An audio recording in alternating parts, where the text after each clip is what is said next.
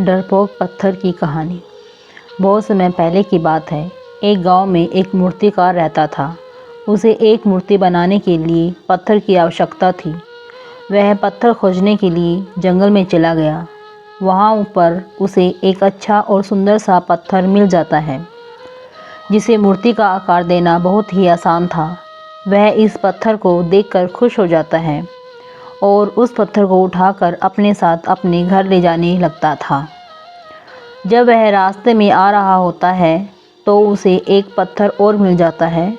मूर्तिकार उस पत्थर को भी अपने साथ ले जाता है।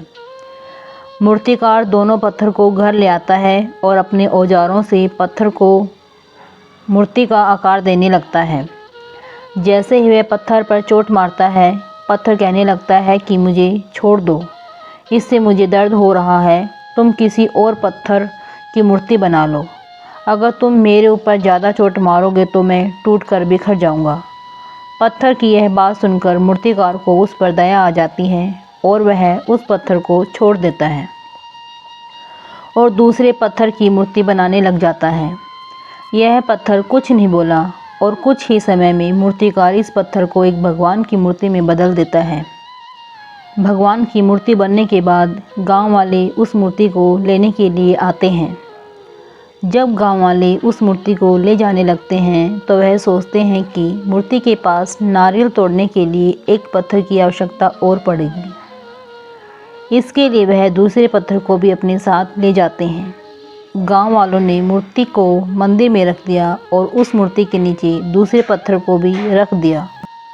जब भी मंदिर में लोग पूजा करने के लिए आते थे तो वह मूर्ति पर दूध चढ़ाते और फूलों की माला डालते और नीचे रखे पत्थर पर नारियल को फोड़ते थे। इससे पत्थर बहुत परेशान होता था।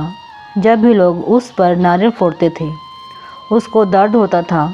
इस पर वह पत्थर मूर्ति बने पत्थर से बोलता है कि तुम तो बहुत ही आराममंद हो। लोग तुम्हें दूध स्नान कराते हैं और तुम्हें लड्डू का भोग लगाते हैं और मेरी किस्मत तो बहुत ही ख़राब है। इस बात पर मूर्ति वाले पत्थर ने जवाब दिया कि मूर्तिकार तो तुम्हें मूर्ति बनाना चाहता था, लेकिन तुमने दर्द की वजह से इनकार कर दिया। अगर तुम उस समय ऐसा नहीं करते तो शायद आज मैं तुम्हारी जगह पर होता और लोग मेरे ऊपर नारियल फोड़े रहे होते। लेकिन तुमने शुरुआत का दर्द सहन नहीं किया और तुमने आराम का रास्ता चुना, जिसकी वजह से अब तुम्हें दर्द सहना पड़ रहा है। यह बात उस पत्थर को समझ आ गई और वह आगे से कभी कुछ नहीं बोला। जब भी लोग उस पर नारियल को फोड़ते, वह सभी दुख हंसकर सहता था। जब लोग मूर्ति को लड्डू का भोग लगाते थे तो उस पत्थर पर भी लड्डू का भोग लगाते थे। यह कहानी शिक्षाप्रद है दोस्तों। इस कहानी में हमें यह सीख मिलती है कि हमें कभी भी किसी भी कठिन से कठिन परिस्थिति में घबराना नहीं चाहिए, क्योंकि शुरुआत में हमारे जीवन में कठिनाइयाँ आती हैं, लेकिन बाद में सब कुछ ठीक हो जाता है। जो व्यक्ति शुरुआत की कठिनाइयों का सामना करके आगे बढ़ जाता है, उसका आने वाला जीवन पूरा सुखमय हो जाता है। दोस्तों, अगर आपको ये कहानी पसंद आई हो तो please like, share and comment ज़रूर करना। धन्यवाद।